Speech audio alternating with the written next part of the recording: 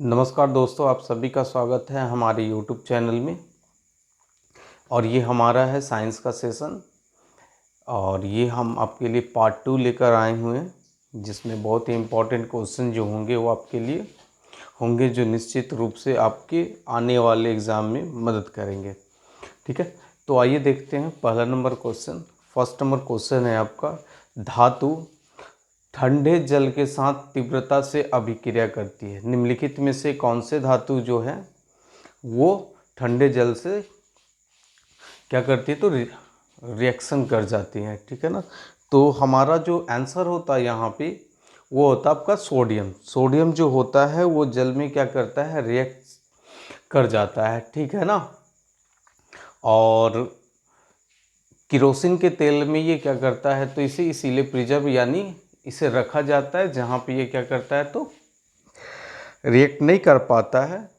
तो क्वेश्चन जो पूछा जाता है दो तरह से यहाँ पे क्वेश्चन बन सकता है। एक तो अभी देख रहे हैं हम लोग, और दूसरा जो होता है वो कि सोडियम को, है ना, किस चीज़ में आप रखेंगे। तो सोडियम को किस चीज़ में रखेंगे, तो हम लोग किरोसिन में रखेंगे। आइए सोडियम से रिलेटेड कुछ फैक्ट को जान लेते हैं ना। तो पहला देख पा रहे होंगे जैसे कि इसका जो सोडियम का एटॉमिक नंबर जो दिया हुआ है वो कितना होता है, 11 होता है, और इसका एटॉमिक मास जो होता है वो 22 होता है। ठीक है। और इसका जो डिस्कवर किया गया था वो याद रखेंगे, हम्फ्री डेवी के नाम। ठीक है ना। क्या मिलता है, तो आप बोल सकते हैं इसको डिस्कवर जिसने किया था उसका नाम जो था वो हम्फ्री डेवी नाम था। ठीक है ना। चलिए आगे देखेंगे। अभी जैसे मैंने बताया कि आपको कोल्ड वाटर से अभिक्रिया करने के कारण इसे केरोसिन के तेल में रखा जाता है, पानी में नहीं रखा जाता है। ठीक है ना।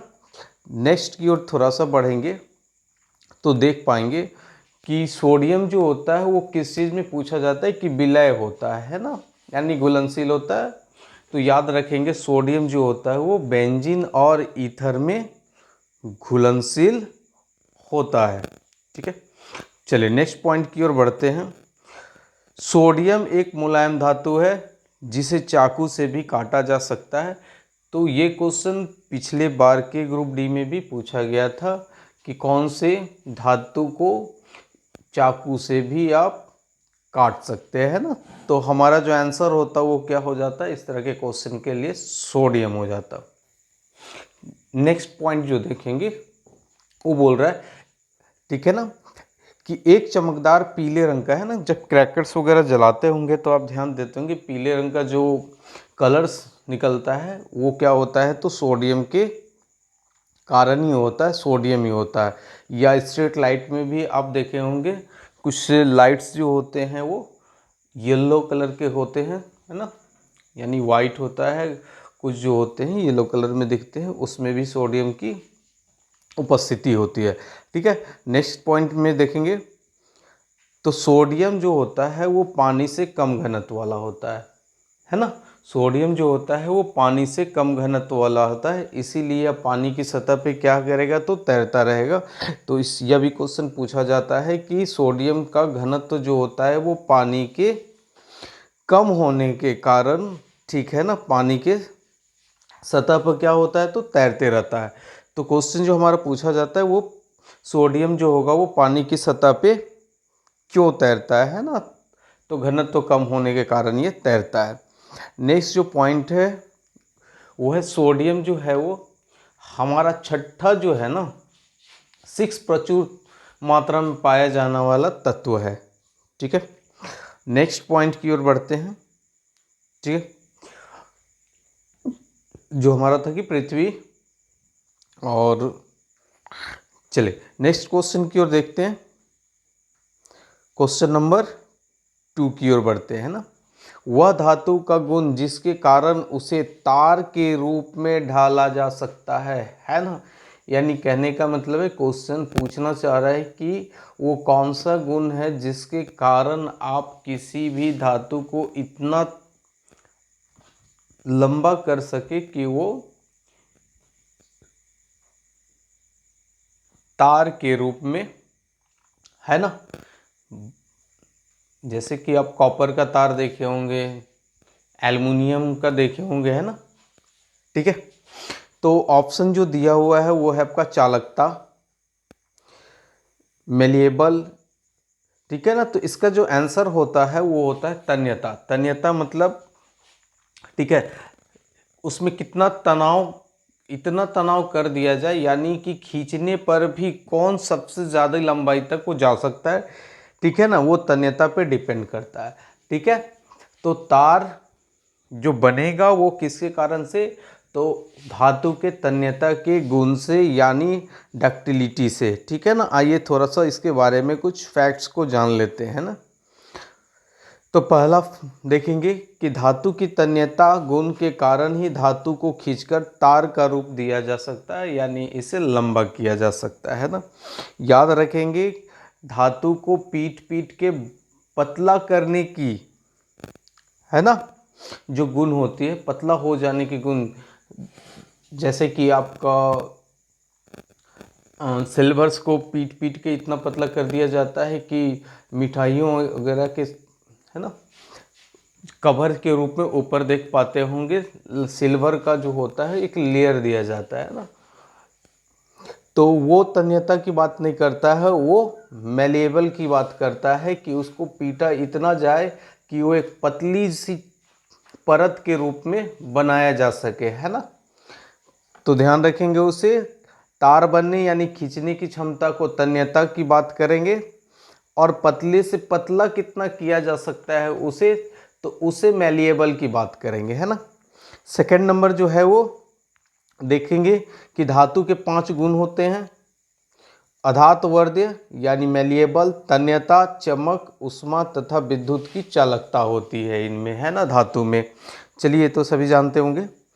आगे थोड़ा सा देखेंगे, धातु का मैलिएबल और डक्टिलिटी गुण जो है, प्रॉपर्टी जो है, वो किस में अधिक होती है, यानी हम कहेंगे कि घटते क्रम में, है ना। सबसे ज़्यादा जो होती है वो सोना में होती है, यानी सोना को आप बहुत लंबे, है ना, लंबाई तक क्या कर सकते हैं, तो पतला रेशे की तरह आप खींचते हुए ले जा सकते हैं, है ना। उसके बाद चांदी, उसके बाद एल्युमिनियम, कॉपर, टीन, लेड और जिंक, और लास्टली जो होगा वो आपका आयरन होता है। ठीक है, लास्ट में कहेंगे कि कौन सा है, तो आयरन है। ये घटते क्रम में याद रखेंगे, है ना। सोना की तन्यता और मैलिविटी जो होती है वो क्या होती है, तो सबसे ज़्यादा होती है। ठीक है, चलिए नेक्स्ट क्वेश्चन, थर्ड की ओर बढ़ते हैं। सामान्य रूप से उदासीनीकरण अभिक्रिया को किस रूप में लिखा जाता है ना। तो फर्स्ट ऑप्शन दे रखा है क्षार, अम्ल, बेस और एसिड, जल प्लस गैस। बी नंबर क्षार, अम्ल, लवण प्लस जल, क्षार, अम्ल, लवण प्लस औक्षेप, और क्षार प्लस अम्ल, लवण प्लस गैस। जो हमारा आंसर जो हो जाएगा वो आपका होगा क्षार, अम्ल, यानी बी नंबर, लवण प्लस जल। ठीक है, चलिए कुछ फैक्ट्स चेक करेंगे, थोड़ा सा पढ़ते हैं। तो उदासीनीकरण अभिक्रिया जो होता है वो क्षार प्लस अम्ल होता है, और लवण प्लस जल की बात करता है। ठीक है, सेकंड दिया हुआ है पीएच वैल्यू, है ना, पीएच वैल्यू। तो पीएच वैल्यू जो होता है वो 0 to 14 तक लिया जाता है ना। और ध्यान रखेंगे कि पीएच वैल्यू अगर 7 होता है तो वो उदासीन होता है, जो शुद्ध जल के लिए लिया जाता है ना। तो यहाँ पे देख पा रहे होंगे, जैसे लिखा हुआ है पीएच का मान यदि 7 हो तो विलयन जो होगा वो क्या हो जाएगा, तो आपका विलयन जो हो जाएगा आपका उदासीन हो जाएगा। ठीक है, चलिए नेक्स्ट पॉइंट की ओर बढ़ते हैं कि अगर पीएच वैल्यू 7 है और उससे अधिक हो जाए, 7 से अधिक होगा तो ये बेस प्रॉपर्टी में चला जाएगा, और पीएच मान का जो 7 से अगर कम हो जाए तो एसिडिक में चला जाएगा। ठीक है ना। नेक्स्ट पॉइंट, ठीक है। तो कुछ पीएच वैल्यू जो है वो आपके लिए लिस्टेड किए हुए हैं, ठीक है ना। तो इसे आप नोट्स के रूप में लिख सकते हैं, ठीक है। ये दिया हुआ है आपका lemon juice, wine, Apple juice, है ना, यूरिन, कॉफ़ी, स्लाइवा, मिल्क, ठीक है ना। तो पूरे के पूरे यहाँ पे कुछ एग्ज़ाम पॉइंट ऑफ व्यू से जितने पूछे जाने की संभावना है ना, उतना मैंने आपके लिए यहाँ पे पीएच मान लिख रखा है, ठीक है। आप इसे अच्छी तरह से क्या कर सकते हैं, तो नोट्स बना लीजिए या तो मेमोराइज कर सकते हैं। चलिए नेक्स्ट बढ़ते हैं, नेक्स्ट क्वेश्चन की ओर, कि ओजोन का, ठीक है ना, आणविक द्रव्यमान होता है। ओजोन का आणविक द्रव्यमान जो होता है वो कितना होता है, ठीक है ना। तो ओजोन का आणविक द्रव्यमान जो होगा वो कितना होगा, है ना। ऑप्शन जो दे रखा है वो आपका है 8U, 48U, 16U और 32। तो ओजोन का जो होगा वो कितना हो जाएगा, तो 48U जो होगा वो आपका आणविक द्रव्यमान हो जाएगा, है ना। तो कुछ फैक्ट्स देख लीजिए कितना होगा, तो ये 16 × 3 करेंगे तो आपका हो जाएगा 48, है ना, 48U।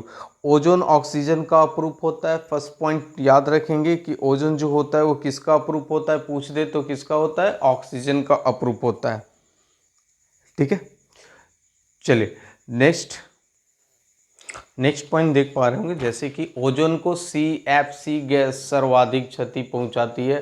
तो ये कितनी बार ही पूछा जा चुका है कि ओजोन लेयर को सबसे ज़्यादा प्रभावित करने वाला जो गैस है वो कौन सा है, तो इसे हम लोग बोलते हैं क्लोरोफ्लोरोकार्बन, है ना, जो कि ओजोन को सबसे ज़्यादा प्रभावित करती है, ठीक है।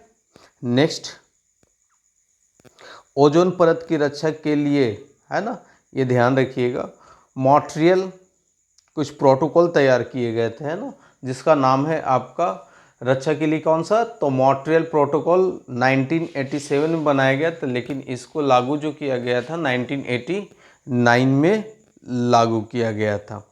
चलिए नेक्स्ट सवाल की ओर बढ़ते हैं, क्वेश्चन नंबर 5। जब एक संपीड़ित स्प्रिंग को छोड़ा जाता है तो वह अपनी स्थितिज ऊर्जा को डैश में बदल देती है, यानी स्थितिज ऊर्जा को किस में बदल देती है, तो ये स्थितिज ऊर्जा को किस में बदल देगी, तो गतिज ऊर्जा में बदल देगी। तो ऑप्शन जो दिया हुआ है, गतिज ऊर्जा, प्रत्यास्थ स्थितिज ऊर्जा, यांत्रिक ऊर्जा और लास्ट जो है वो पवन ऊर्जा, है ना। तो किस में बदल देगी स्थितिज ऊर्जा को, तो आप बोल सकते हैं आंसर हमारा जो होगा वो कौन सा होगा, तो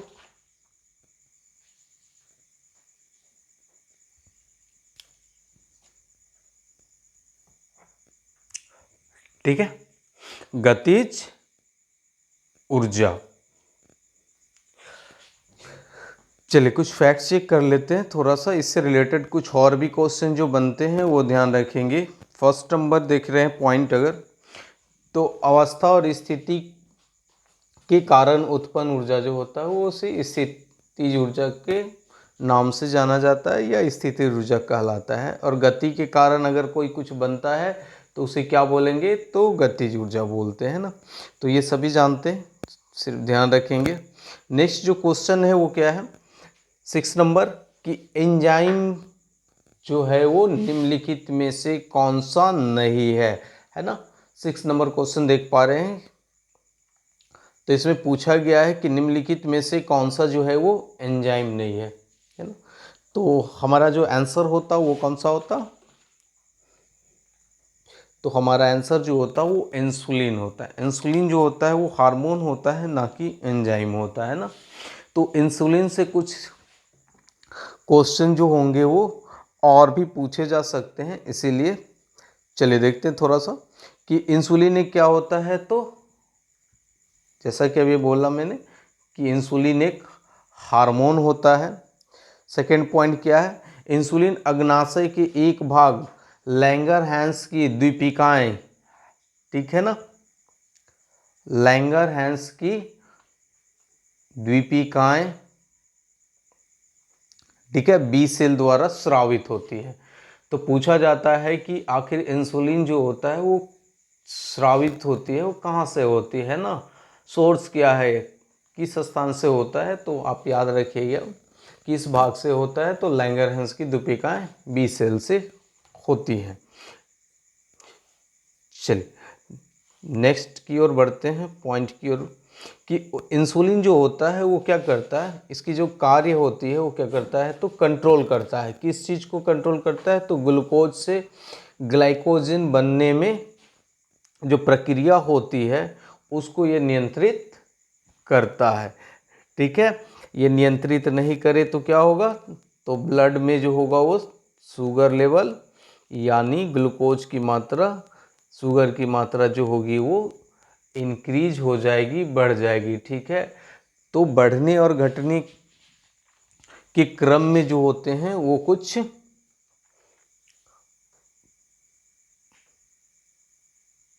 रोग कहा गया है, जिससे हम लोग मधुमेह के, डायबिटीज के रूप में जानते हैं ना। अगर इसमें अल्प स्रवन हो जाए यानी इंसुलिन का बनना कम हो, ठीक है ना, तो मधुमेह का रूप ले लेता है ना। और अगर अधिक हो जाए, ठीक है ना, तो याद रखिएगा कि हाइपोग्लाइसीमिया नामक रोग आपको हो सकता है। ठीक है ना, तो ये इंसुलिन से रिलेटेड फैक्ट था। चलिए नेक्स्ट की ओर बढ़ते हैं, सवाल 7 है ना। कोई ध्वनि जब कम से कम 17 मीटर लगभग की दूरी पर परावर्तित होती है तो क्या कहलाती है ना, यानी कौन सी घटना होती है ये, तो क्या जानते हैं हम लोग, तो हम लोग जानते हैं फर्स्ट ऑप्शन दिया हुआ है प्रतिध्वनि स्थान, अपवर्तन, परावर्तन, प्रतिध्वनि, है ना। तो हमारा आंसर जो हो जाता है वो क्या होगा, तो प्रतिध्वनि। और लगभग 16.6 मीटर जो है वो कहीं कहीं पे आपको देखने को भी मिल जाएगा, है ना, 17 मीटर के जगह पे 16.6 मीटर भी। ठीक है, चलिए नेक्स्ट क्वेश्चन जो है वो आपका है, कार्य करने की गति कहलाती है। ठीक है, तो कार्य करने की गति जो कहलाती है वो क्या कहलाती है, तो शक्ति कहलाती है। ठीक है, तो 8 नंबर हमारा क्वेश्चन है, कार्य करने की गति क्या कहलाती है, तो कार्य करने की गति जो होती है हमारी वो शक्ति कहलाती है। नेक्स्ट पढ़ेंगे थोड़ा सा क्वेश्चन ध्यान से, है ना, इंपॉर्टेंट क्वेश्चन है। जब किसी पिंड को विषुवत रेखा से उत्तर और